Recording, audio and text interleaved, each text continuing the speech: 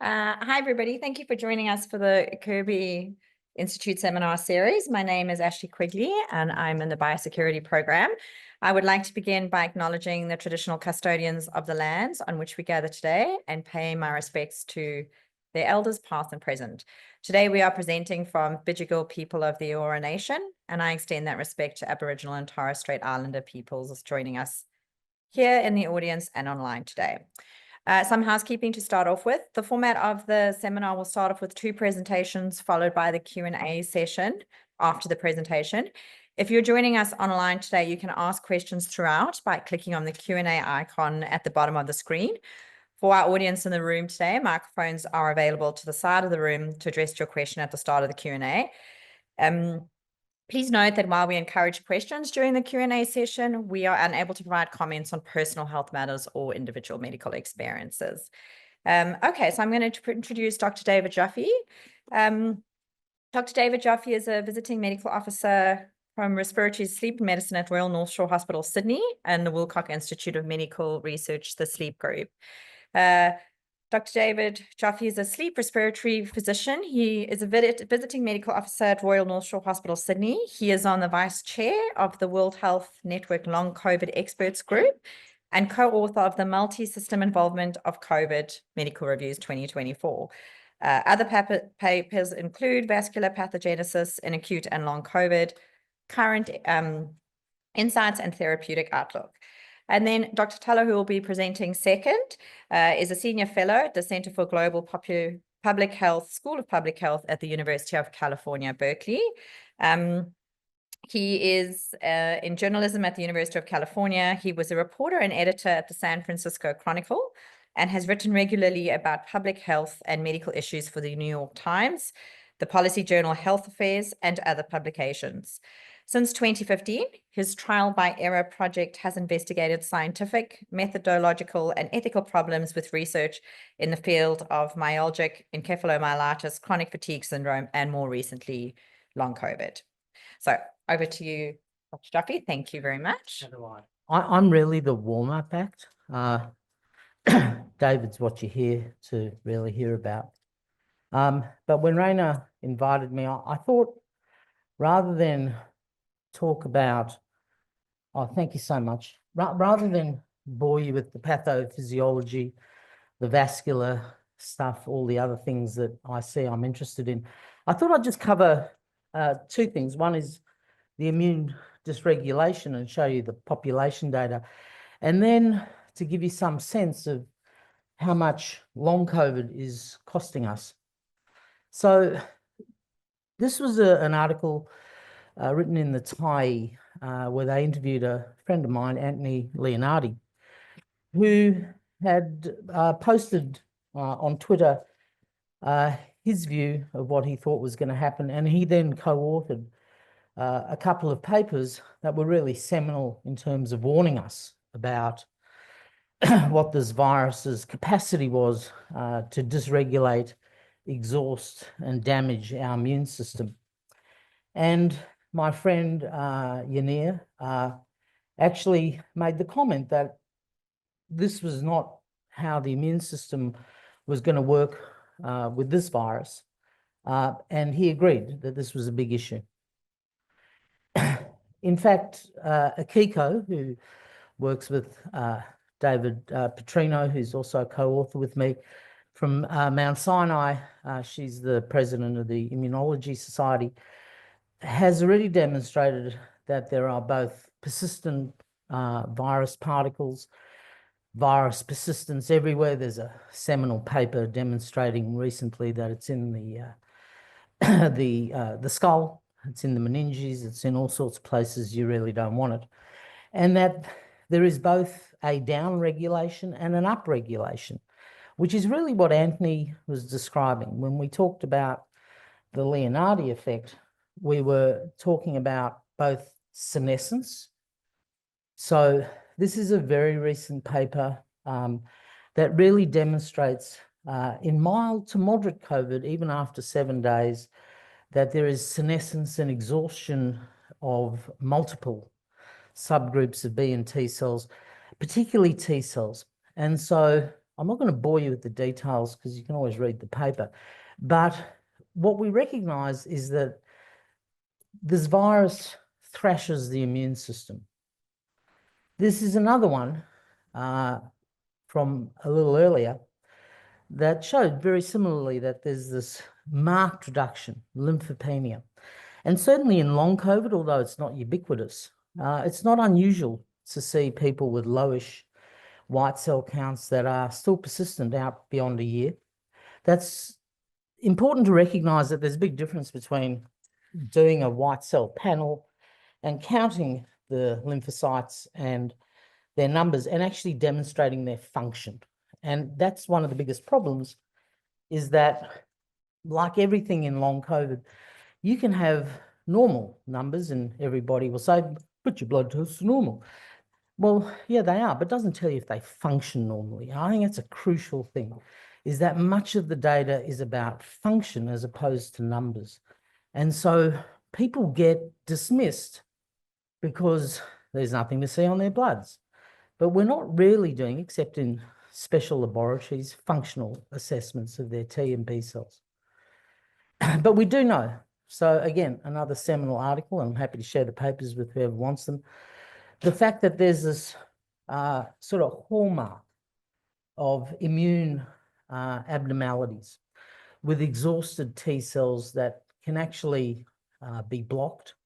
And there's a lot of interest in how we might fix this problem, both acutely and in the chronic form, by looking at blockading various parts of the virus. We've had a huge fascination with the spike, but I have to be honest and say the spike is really just the key that opens the door. It's the nuclear capsid, the envelope protein, and other things that make this such a devastating virus.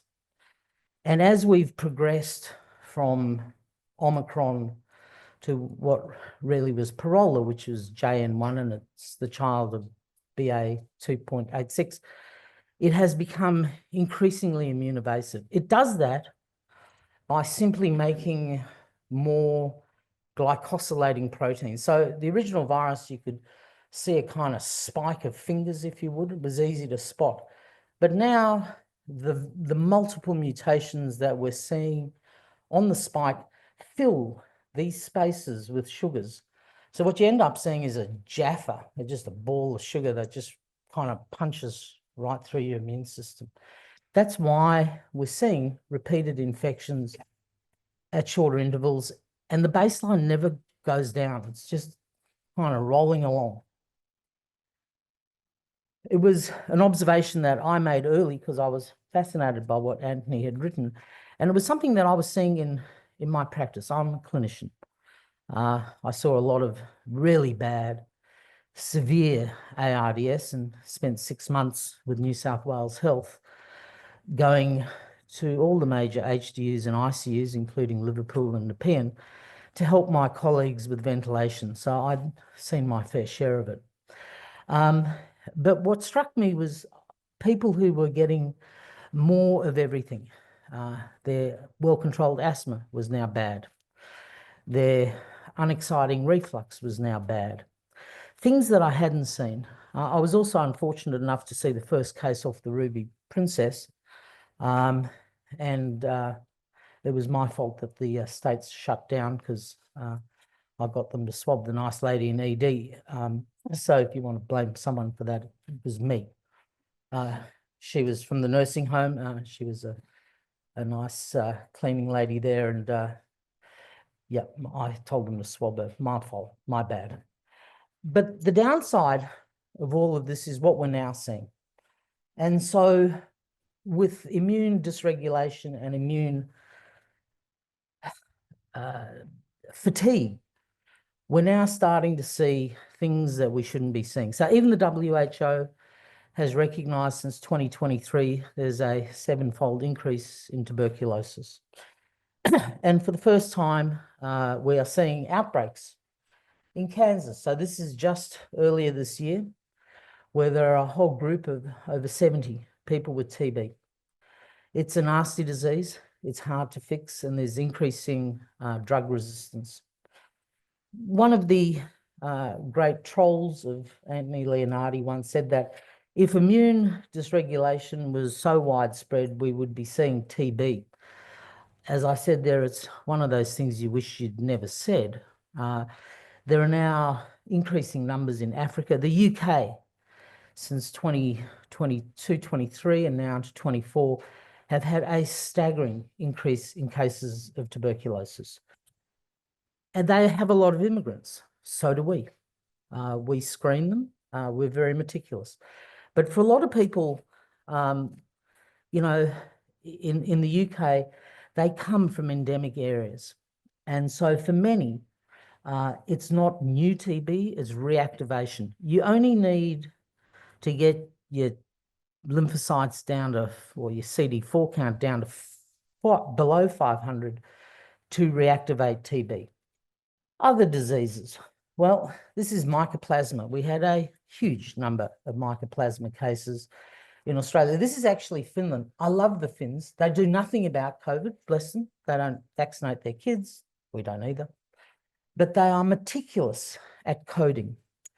This is from a friend of mine, Ilka, from Twitter, who has, he's an epidemiologist and a demographer. So he can access all the codes, and the things he sees are really quite stark. And what you're seeing is this huge amount of Mycoplasma, which is exactly what we saw over this year. As I said, with more bugs comes more resistance. TB resistance is a huge issue. And I'm sure there are ID people who could probably talk to that. But we are also seeing within hospitals and in the UK, increasingly multi-resistant organisms. Almost certainly some of that is because we were using such a plethora of antibiotics in the acute pneumonic part of the COVID pandemic, if you like, Delta through the beginning of Omicron and probably early Omicron. And so we've allowed these bugs, excuse me, to acquire lots of mutations from plasmids talking to each other.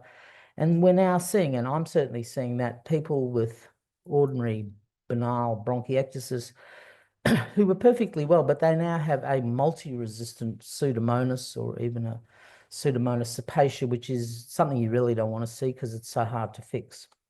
Norovirus. This is UK data. And you can see it too is on the way up, and there have been outbreaks across Canada, North America. Sweden has seen a huge amount of norovirus. If you look at, again, the UK data, and this is really just looking at week by week, you can see the increase in rotavirus.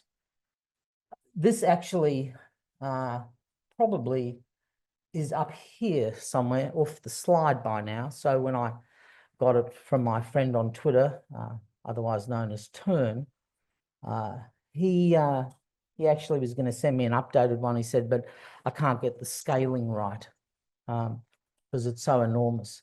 If you look at their multi-pathogen analysis, the ones that, I mean, these are, everything goes up, but the ones that you want to think about are cryptosporidium, something we normally see in immune-suppressed people. Whooping cough. It's fair to say pertussis is not our best vaccine.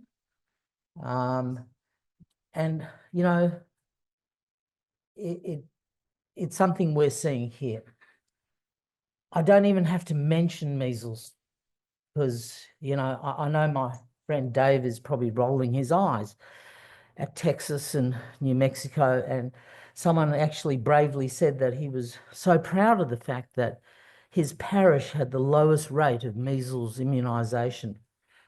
Honestly, things you really thought you'd never hear in this day and age. Diseases coming back with a vengeance. Mycoplasma loves people with COVID. Like TB, like Legionella, Mycoplasma is an intracellular organism. It's hard to see, it's hard to clear, and often takes a lot longer than other sorts of pneumonia to get better. And so we saw over last year a substantial number of Mycoplasma cases in young people. This is not something that is new. Our data looks the same. What is it costing us to do nothing? To not mitigate, to clean our air, to put far UVC in, to wear masks in consulting rooms. Lord, I mean, this is New South Wales Health. We don't wear masks in hospitals. In 2023, there were 6,000 people who went to hospital in the state of New South Wales with something else, and we gave them COVID. Over 250 of them died in hospital of their COVID. We don't have data on what happened to the rest. But the fact that you can go to hospital and we can give you a class 3 pathogen says something about where we've gone wrong. But the cost is also in healthcare workers. And so if you look at the absences and the COVID patients, what you see is exactly the same thing. They overlap. So when people come in sick with COVID and we're not wearing masks in hospitals, you're going to pay a price for that. And the problem is that if you are like me and you are mask adherent, well, when everyone else is off sick, you end up looking after everyone else's patients. And so we do struggle. We struggle with staff. We struggle with maintaining staff. Staffing levels in nursing homes are low. It's a big deal. This is Norwegian data. Again, they didn't do much. What you can see is the number or the thousands of people lost in 2023, and that just keeps going up. The Netherlands, they don't collect good data, but it's still not small numbers when you compare 2024 to 2019. Spain, chronic illness, since 2020, it's going up and it hasn't come down. So we are continuing to accumulate chronic diseases, not just long COVID. I'm talking about young people with cardiovascular disease, with new hypertension, new diabetes, new dyslipidemia, things you don't feel until they all come together and you suddenly need a stent or a stroke retrieval. This is us. We were pretty good until 2022 when we decided to abandon everything and join the rest of the world. And you don't have to be a rocket scientist to appreciate that these are people who are not working because of long-term health conditions or disabilities. So this is in excess of, you know, the baseline for, you know, those who may be on a DSP or the national or the NDIS.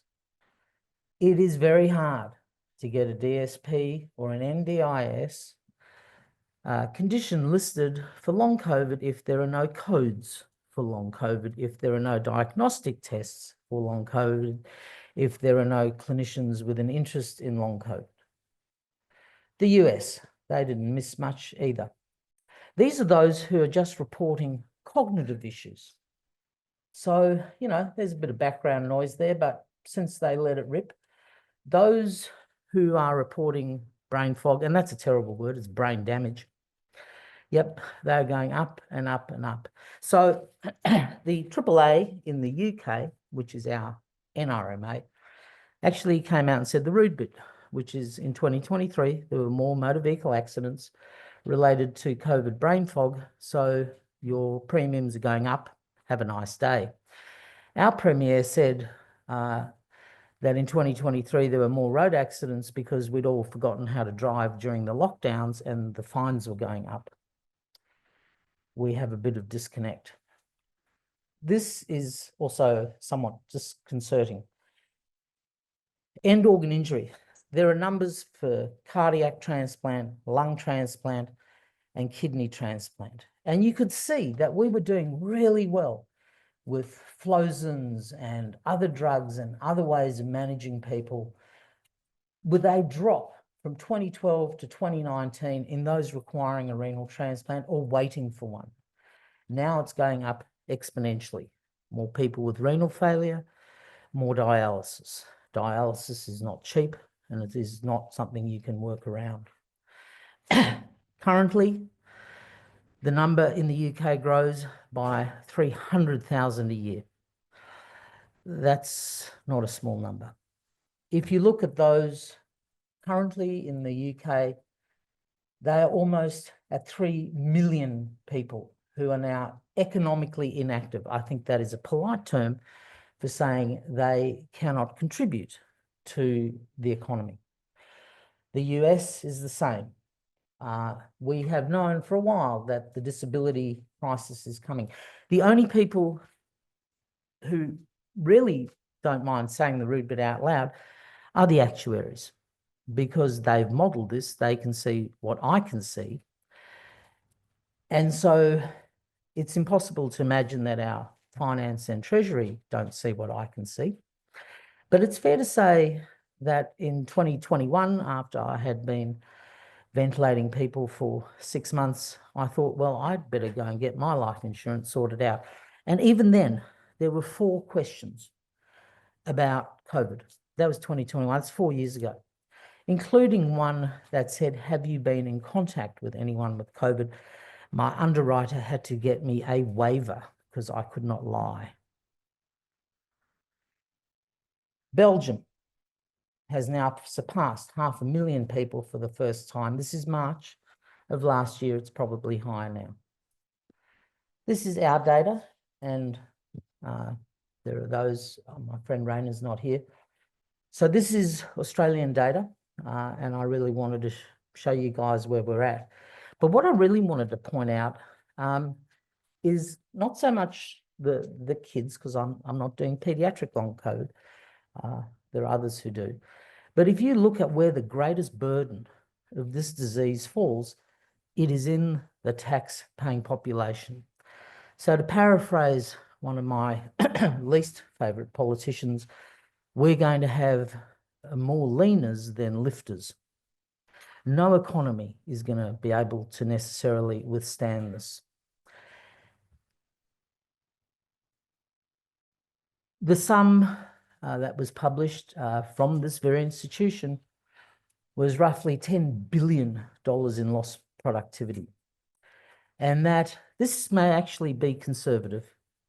In fact, much of the long COVID burden, I think, is still below the waterline of the big iceberg. Because if you cannot work, you cannot earn. If you cannot earn, you cannot pay your mortgage. And there are very few of us who are not feeling the pinch of rising interest rates and an ongoing inflationary economy. And so for many, they may dismiss it. For many, they may not recognise it. For some, they just push through. And that may be the worst thing you want to do. And David, in his turn, is going to explain why pushing through and trying to exercise your way out of it is probably the thing you really don't want to do. And so I'll stop there because I think that's a kind of nice juncture between what I'm saying about those who have, you know, who are out there, who are not able to seek attention or find professionals or practitioners, who are still struggling and losing their functionality and their productivity, you know, labourers, plumbers, tradies, those guys, you know, they get long COVID. It's hard to do your job. For those of us who sit on our bums all day and look at screens, well, you need a brain, and a brain needs mitochondria, and it needs a blood supply.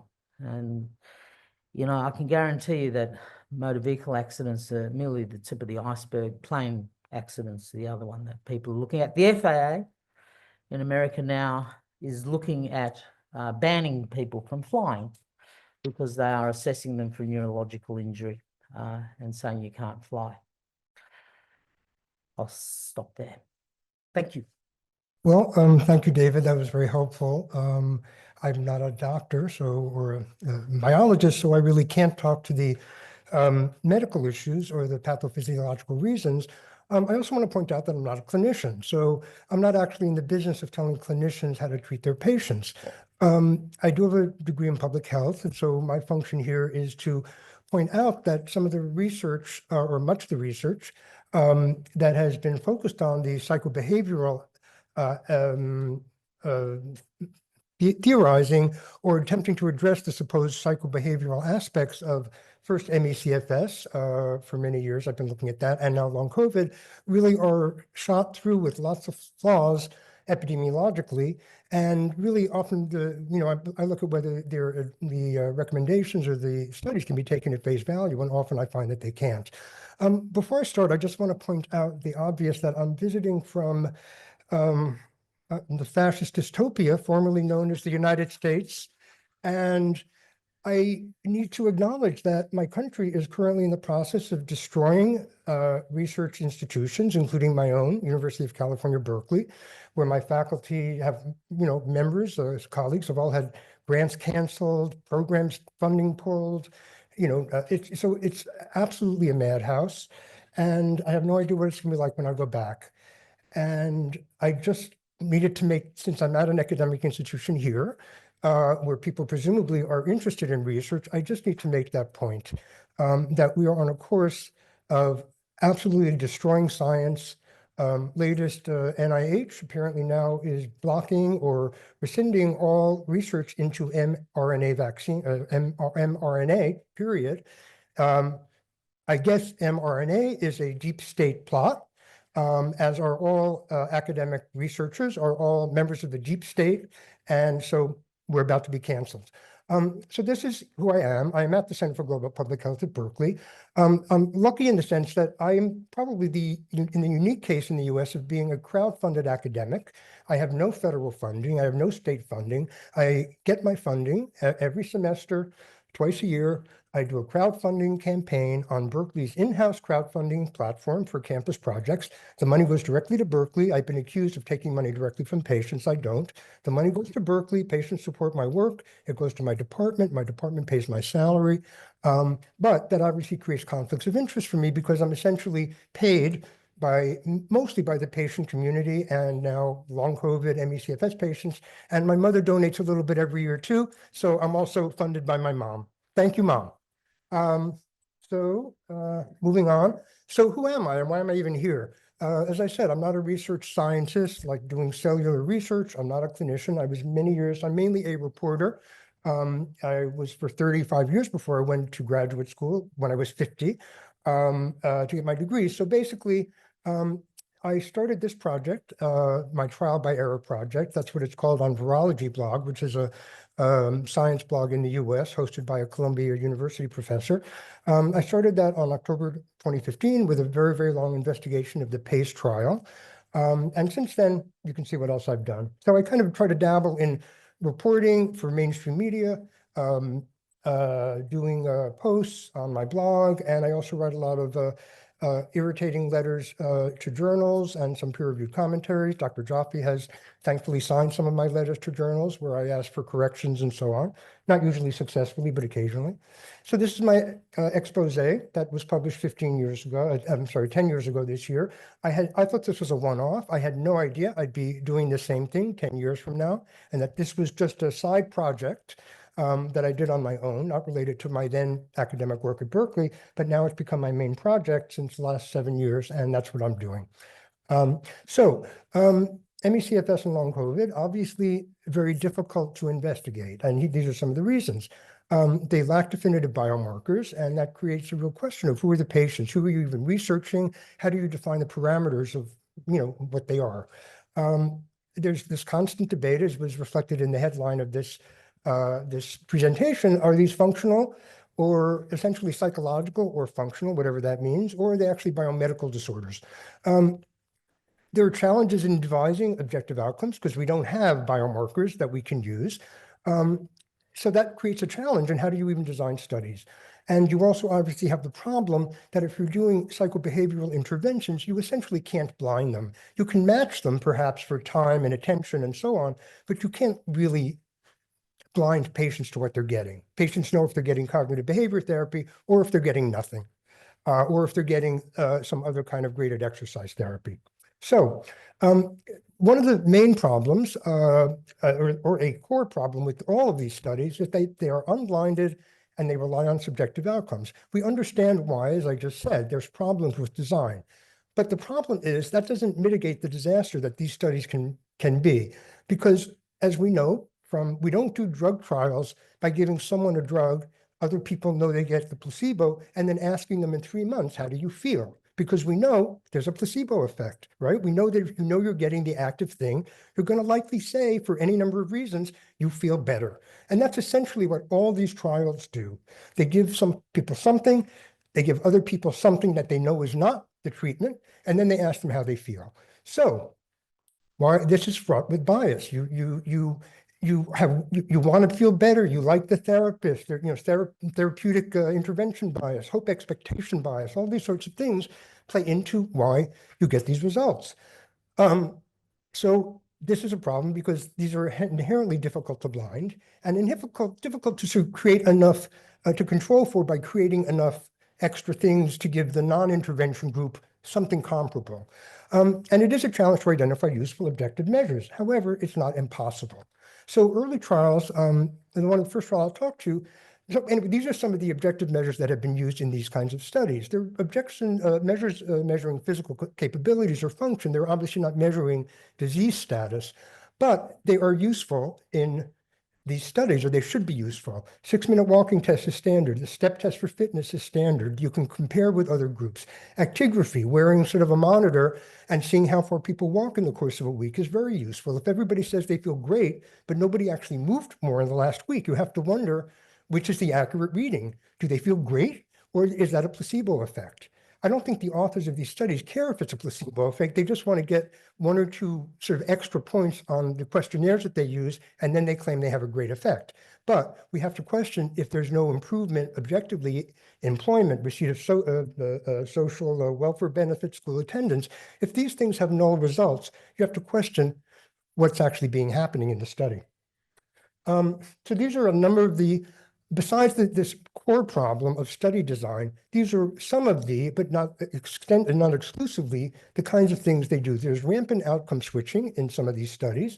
When they have had objective findings, they ignore or dismiss them as non-objective after the fact when they don't support their ideas.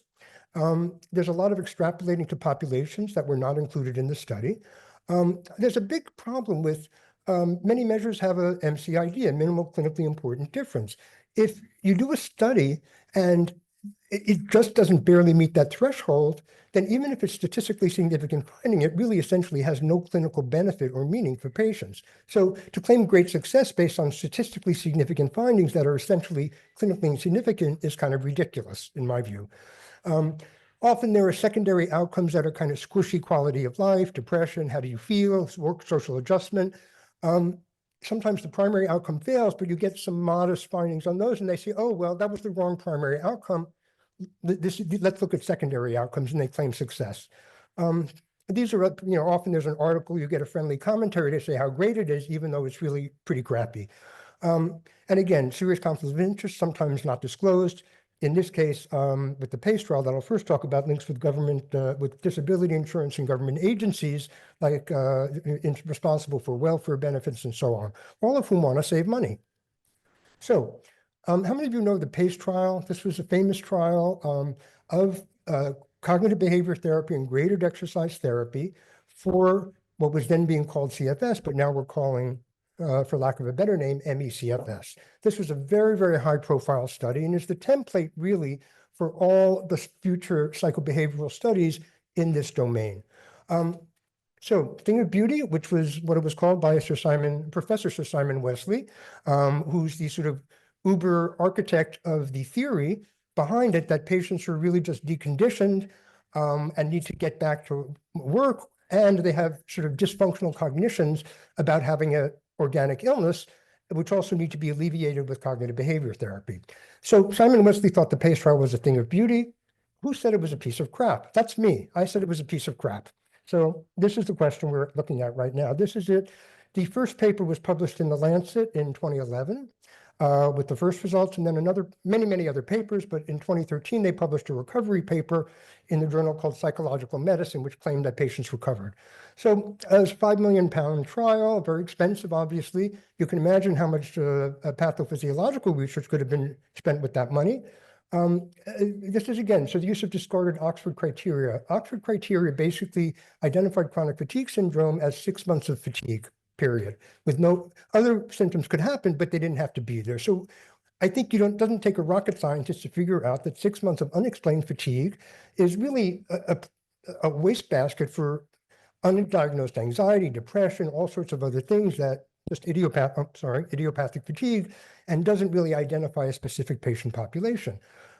Did 4 trial arms based on the unproven theory that all symptoms were due to deconditioning, and the deconditioning was due to the fact that patients had dysfunctional cognitions or unhelpful beliefs about their illness. And they had this unhelpful belief that if they did too much, they would get worse. Well, of course, we know that post-exertional malaise is the core symptom of ME/CFS and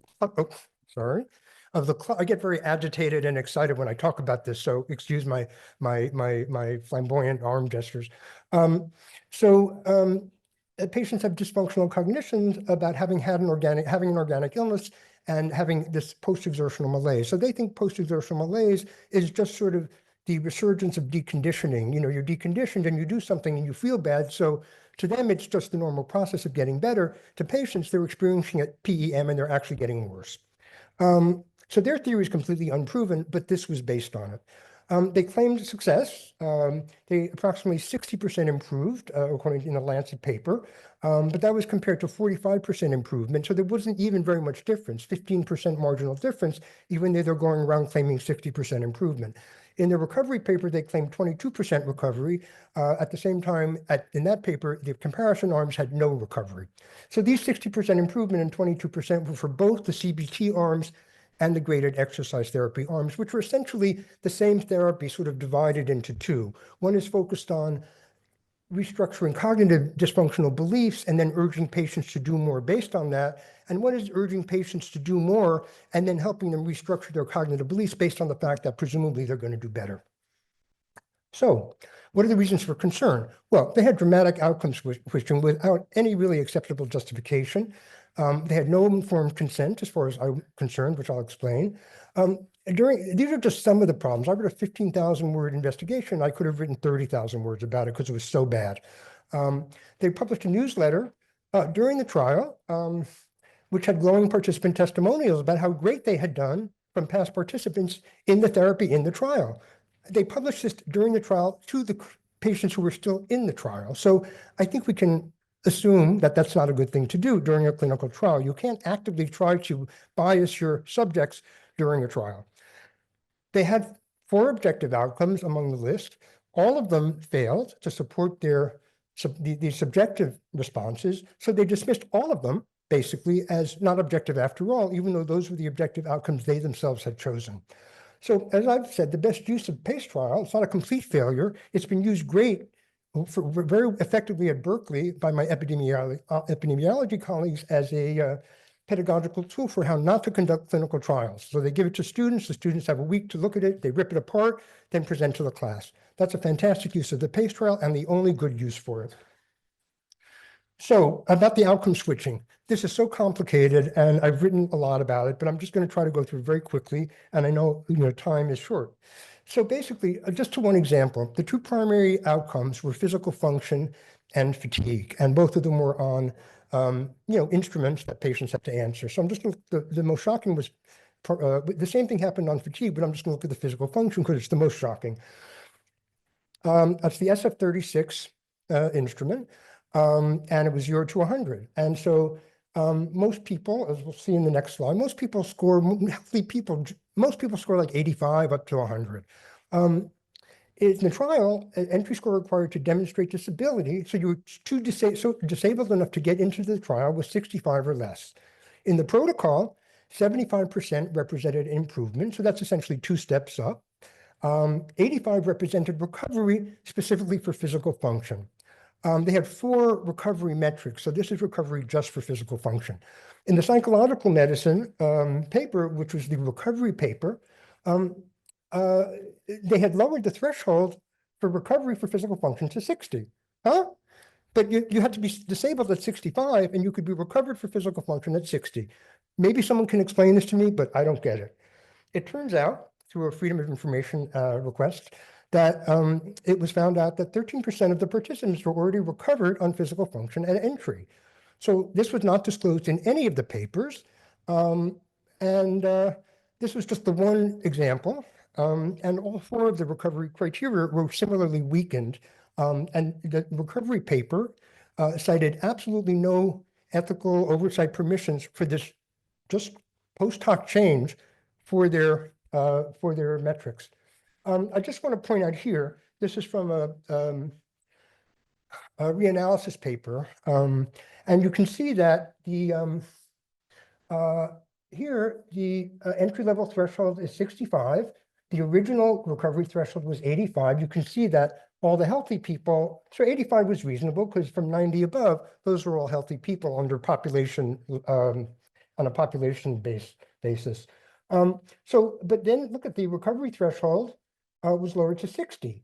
So way, way unhealthy. And it was at the same level as many, many other people with major, major illnesses that have not recovered. So this was the recovery threshold in the PACE trial. So what were their answers to this? We changed outcome measures before seeing the results, so they were pre-specified. I'm sorry, this doesn't wash. There is no pre-specified if you change your metrics after you've collected data. In an unblinded study with subjective outcomes, investigators know how patients are doing, or they should if they're not stupid. And so it doesn't take a rocket scientist to figure out if you're going to weaken your criteria, you're going to get better results. This is a doozy. We decided our original measures were too stringent, and after the changes, the results were more aligned with clinical experience and other research. Why the hell do you do a protocol if then you're going to change it, spend years doing a protocol if you're going to change it after the fact? And this is an explicit acknowledgement that they weakened the measures specifically were designed to improve the reported results and to align them with what investigators thought they should be. You don't do studies to prove that your results will conform to what your clinical experience is. You do studies to test whether your clinical experience is representing reality. You also don't do studies to conform to what pilot studies show. The reason you do a major study after pilot studies is not to get the same results, but to see what results you'll get. This is completely illegitimate. They also said it doesn't matter that people were recovered on key measures because we had 4 recovery measures. Does this make sense to anybody? Can anybody be recovered on any measures at baseline in any study? Does anybody know of any studies in the literature in which patients were recovered on core entry criteria at baseline? I don't think so. I've asked the PACE authors this many times. They've never responded. So they did not obtain informed consent. What do I mean by this? Of course, they obtained consent. But in the trial protocol, they promised to adhere to the Declaration of Helsinki, which is a document, international human rights document, that focuses on the rights of human subjects of research. It's been through many iterations. In 2005, it said researchers must tell prospective participants about any possible conflicts of interest and any institutional affiliations. That's a very broad directive. Now, the PACE PIs have advised disability insurers for many years that their rehabilitative therapies are indicated for ME/CFS claimants. They've also actively, at least one of them is actively, said that the company should deny payments to someone who hasn't gone through these payments. They tell people, their insurance companies, that they just get back to work, even though there's no evidence for that. They didn't include these disclosures in their consent forms. So they basically, and what were the reasons why? Well, we told the journals about our possible conflicts of interest.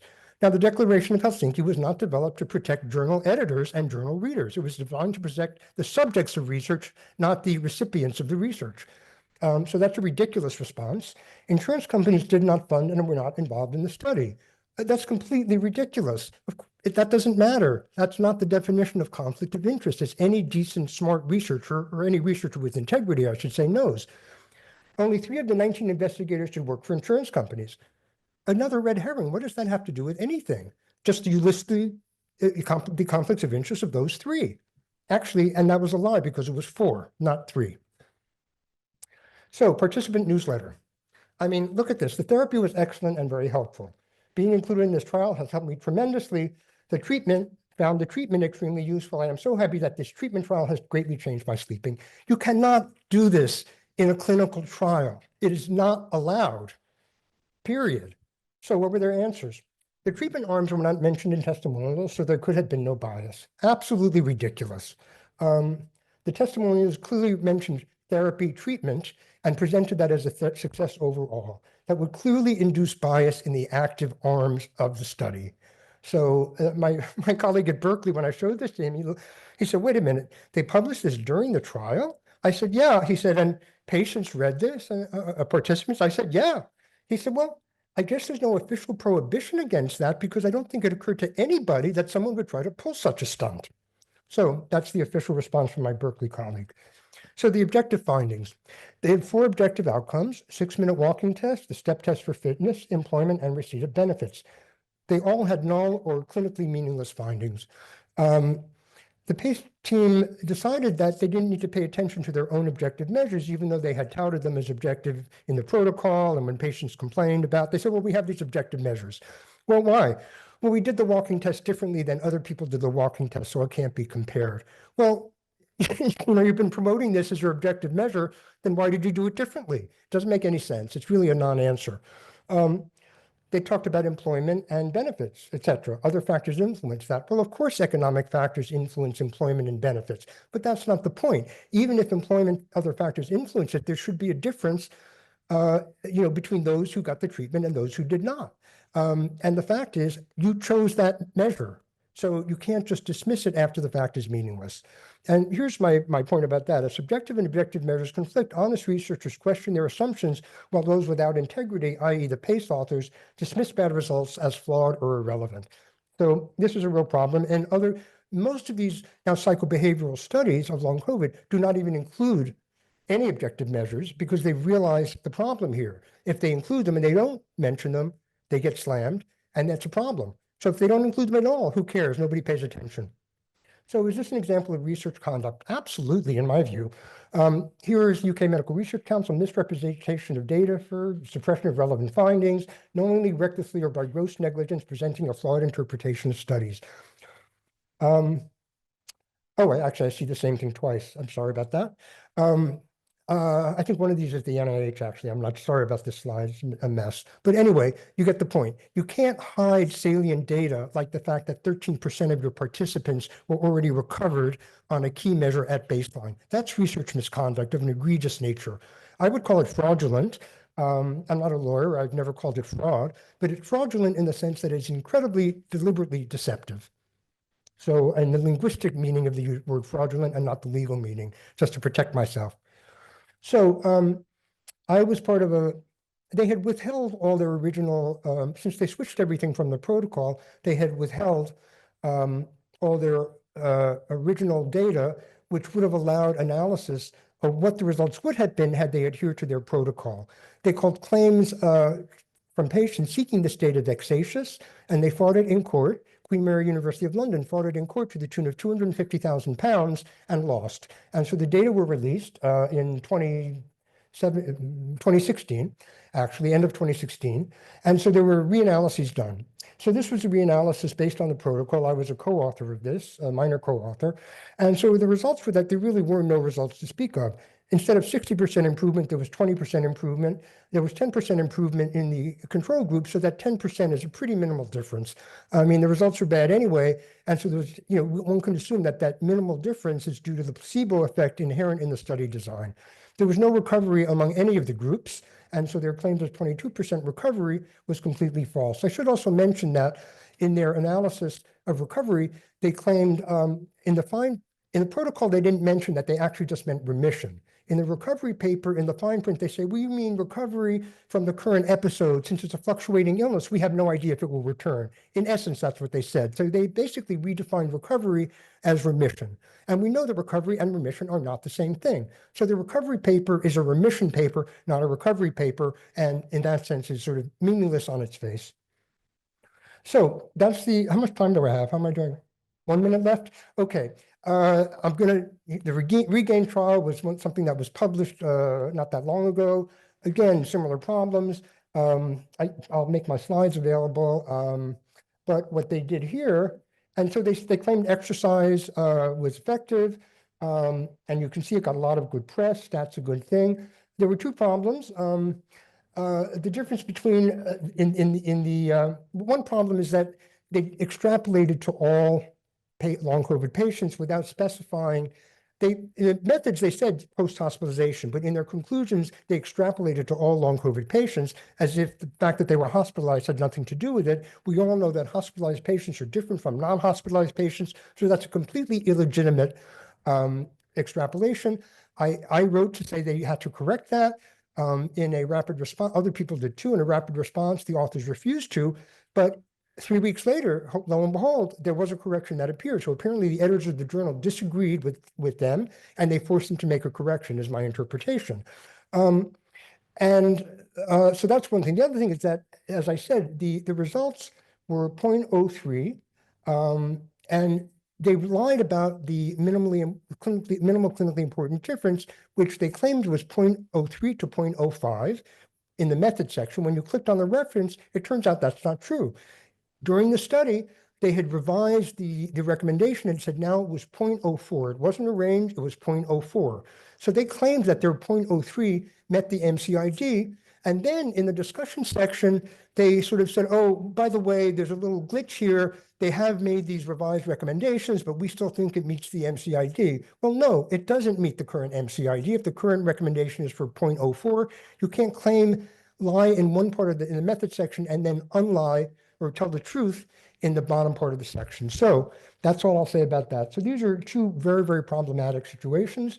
I just want to say that the corrected paper, with not correcting the MCID part, but correcting the fact that making clear that these were post-hospitalization patients in the conclusion and in the section what this study adds, was added as a correction. However, unfortunately, media highlighted the original claims, not the revised claims. And they had a friendly commentary. As I said, sometimes you get a friendly commentary to amplify your findings. The friendly commentary made the exact same error, but that has not been corrected despite my request. And a recent review of long COVID interventions touting regain has also not been corrected. Again, in that study, in the fine print, they mentioned that this was post-hospitalization, but in their conclusions of that review, they don't mention that, and they extrapolate it to all long COVID patients. This is just ridiculous. This is bad science. And from my perspective, none of this stuff can be taken at face value. So that's my dog and pony show. I've really followed on the backs of the patients and advocates who have really deconstructed a lot of this stuff before me. I'm not that smart. I look at what's going on and then I sort of see if I agree with them. Vincent Racaniello, who's the host of Virology Blog, thank you. UC Berkeley for valuing academic freedom, even though my country no longer does, et cetera, et cetera. So thank you very much. Thank you to both of our speakers today. We've had a couple of questions online, which we'll go through. Can we start with any questions in the room whilst we bring them up? Okay. No, none from the room. Okay. So one of the first questions asked, so I think it's addressed to you, Dr. Joffe, is this may be answered later in the presentation, but are we now seeing in long COVID the observed shift in ME/CFS of an underperforming immune system shifting around the 3-year mark post-onset to an overactive immune system?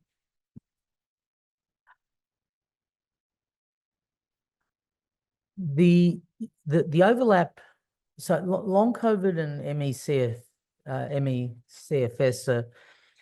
they're kind of cousins, but they're not the same. There's certainly an overlap in terms of PEMS in particular. But the problem with COVID is that the virus that triggers it is often a very different one to ones that may have triggered the ME/CFS. And so we do see that people with chronic fatigue have got abnormalities of their immune system. They are certainly at risk of other infections. But I'd have to say, in terms of the severity, COVID is far more unpleasant to some extent. But the other thing I would say is that long COVID is really a global pandemic. It has already got staggering numbers, and those numbers continue to go up, and those costs are clearly able to be measured. I think, know less about the immunology of ME/CFS.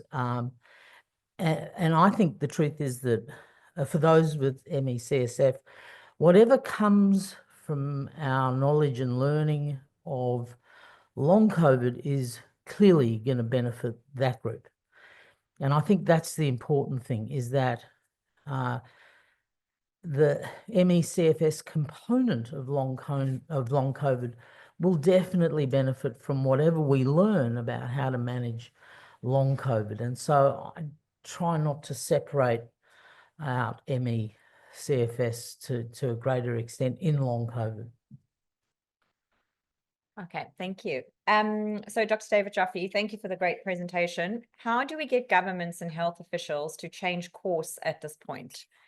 On the one hand, many are deeply invested in ignoring the long-term sequelae of COVID. On the other hand, the evidence of multiple long-term harms are building, as you just demonstrated.